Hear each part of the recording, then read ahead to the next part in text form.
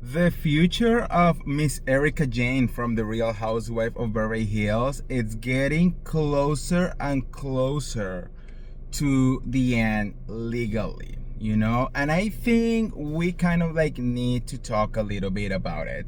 But before we start, welcome back. I'm the real Andy of Beverly Hills. Welcome to another piece of tea. If you are new here, welcome to the Beverly Troop, where I keep it real and I mention it all. So subscribe, and hit that notification bell. And if you are part of the old crew and you have not done it yet, make sure to go to the notification bell, turn it off, and turn it on again. Okay, it has been working. A lot of you are receiving my notifications and my videos and my community posts again, so I'm very excited about that. But girl, we have thousands of people who still do not have their notifications on. Okay, so please go and check it out. Also, thank you so much for everyone who is supporting me on my podcast. Season 2 premiere on Saturday, and it has been really good. If you have not listened to it, go to my other YouTube channel. It's called Pop Smash by The Real Andy. The link is in the description below as well.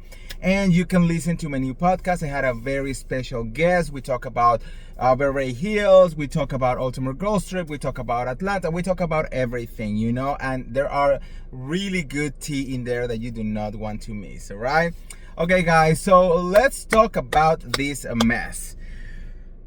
Miss Erika Jayne, I feel that as the time has passed, and we kind of have cooled down into her legal situations, we kind of stopped talking a lot about it, right? Because I feel that at some point it just became too much that it was happening, and then she's really not taking any accountability over anything, and she's just fighting all the time to just not pay or do anything, that it's kind of became repetitive. And it's kind of why are we still talking about this if she's not gonna be doing anything?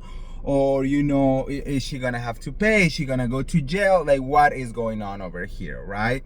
So we knew at the end of last year that this year was going to be a pivotal moment for Erika Jayne, because this is the year where everything is gonna go down, right?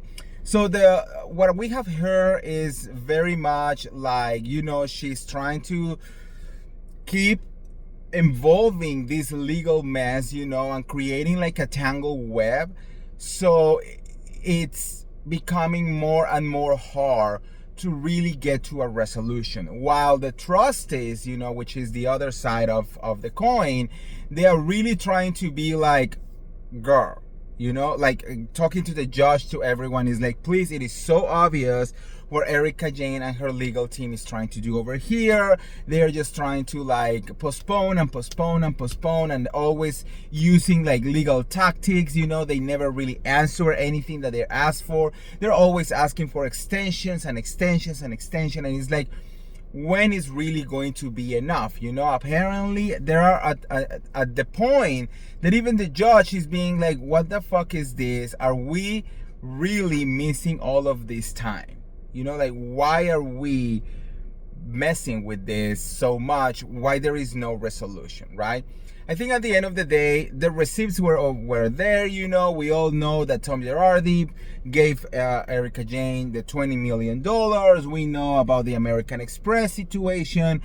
We saw everything and every single item that literally Erika Jayne bought with those $20 million, and how it was all of it related to her lifestyle as a pop star, So what is going to be enough, right? Well, we have a new update right now, and this is coming of course from our favorite lawyer, Ronald Richards, which has been right there on point, on top of everything when it comes to Erika Jayne, right? He said, update on trustee versus Erika Girardi case. The parties went to court on January 28 of 2026. They told the judge that Erika is providing her financials for evaluation. The judge ordered a report to be filed by February 24th of 2026. If the parties are going to further try and settle or go forward on February 18 of 2026 with the final pre-trial conference, then to trial. The court warned them if they move to continue the trial, they may not get the date they want. Let's see what Erika produces here. Now, she is going to claim poverty to try and pay less. The trustee just simply go forward as this is just more. So, delays by Erika to avoid her day of reckoning. So, it is very clear what she's trying to do over here. You know what I mean? I think her goal, which is wild to me, is that she does not want to pay absolutely anything. I mean, she's not even talking about like a little bit. No, she wants to not have to pay absolutely anything. Erika Jayne does not have the money anyways to pay all of this. You know, remember that not only she has to pay, well, if she lost this, but she will have to pay $20 or $25 million to the trustees. She also has the $18 million lawsuit against Christopher Sila, you know, and all of the other little lawsuits that are here and there. I mean, I think she will be deep into at least $50 million. She doesn't have that kind of money, right? Well, at least not that we know about, you know, because we don't know where is the money, right? Where are the $500 million that Tom Girardi had with him, right? But anyways, she doesn't have to pay how to pay this. So of course, she's gonna have to file for bankruptcy, right? I am not sure exactly what happened there. I don't know if she will go to jail. I don't think she will go to jail because this is not a criminal case. But, you know, I do know that people who go to bankruptcy, you know, they take everything away from them. Every single money that they made, you know, they will have to pay back, you know, but then they will not have to pay all of the money that they own, right? The value will go down, which means a lot of people will not be seeing the money that they are own, right? Look, I don't think that this is ever going to be good news for the people, you know, and I think this is all about Erika Jayne trying to escape her karma, right? And trying to, like Ronald Richards says over there, try to just like push and push her reckoning day, you know, instead of just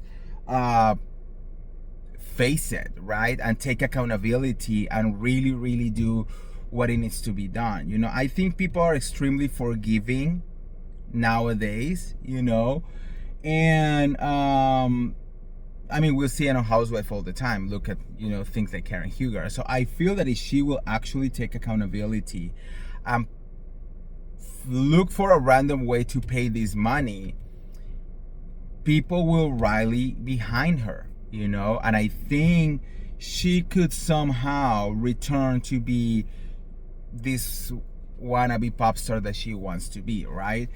But I think the fact that she keeps not wanting to do that, that is the main problem. That is like where people are being like, we just don't play with you anymore because there is nothing there. You're literally still fighting to not pay money that you spend, you know, and it's just wild, right? Let's see what is gonna happen. You know, I know that the only reason why Bravo is keeping her is not because she's interesting, is not because fans love her, is because they are waiting to see the legal demise of Erika Jayne and capture everything on camera, right? So I think once that happens, Bravo is going to be like, well, thank you. You know, so I don't know. Anyways, let me know what you guys think on the comments below. How do you feel about Miss Erika Jayne now? And if you want to get all the tea related to the Real Housewife of Beverly Hills or any of the other Bravo shows, make sure to like this video, share this video, subscribe to my YouTube channel, and I'll see you around. See ya. Bye.